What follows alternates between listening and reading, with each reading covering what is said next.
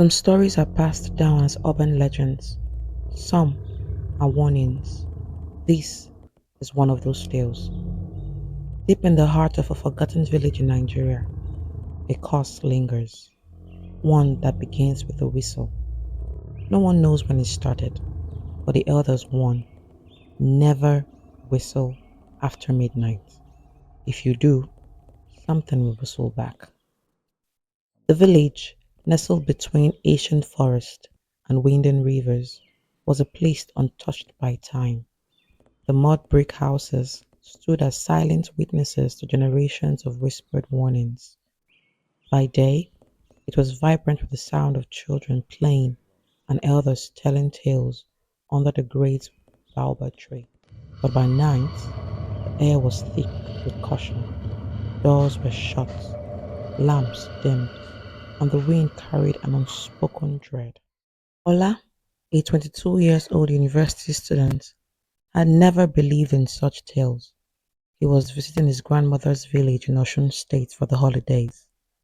The village was old, its history buried in whispers, its nights filled with cries of distant hyenas.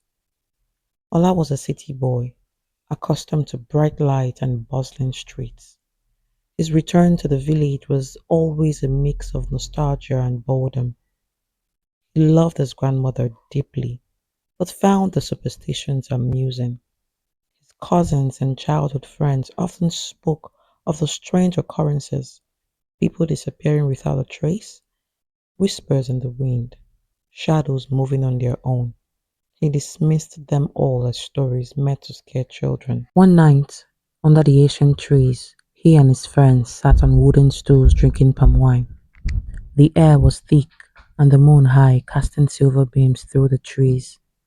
As laughter filled the air, someone brought up the village legendary story. Ola laughed off the warnings and said, "Superstitions." And at exactly 12:03 a.m., he whistled.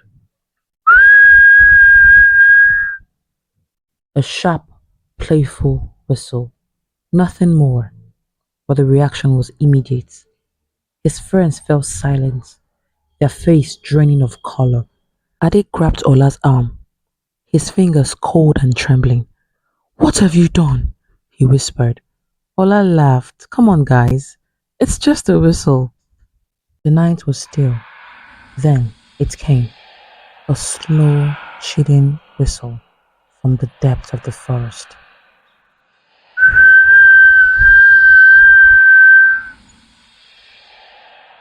Ola's laughter died in his throat.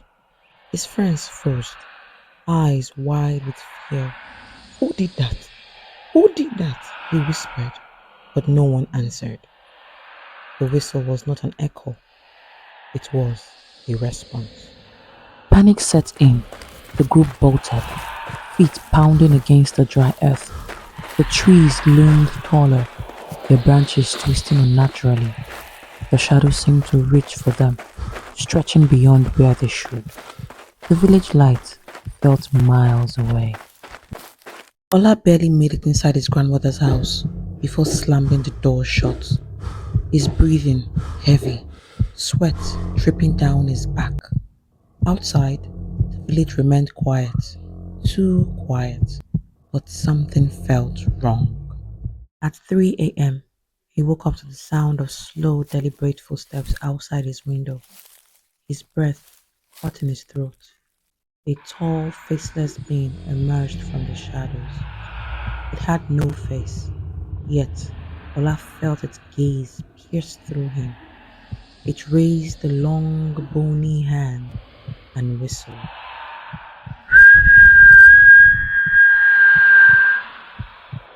The room was in chaos. The walls shook as if the house itself was screaming.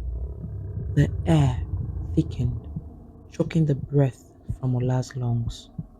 The entity moved, too fast, too fluid. The darkness wrapped around Ola. Ola tried to scream, but the sound never came. And in a blink, he was gone. The next morning, his grandmother found his room empty. No sign of struggle, No footprints, nothing except a single note scratched onto the wall. He who whistles invites the unknown. She fell on her knees, tears streaming down her wrinkled face. The village elders gathered, shaking their heads in sorrow. Another one lost. The curse had claimed him. No one ever saw Ola again. But on quiet nights, when the wind dies and the air is still, villagers say you can hear it, a faint, haunting whistle drifting through the trees. If you do, never whistle back.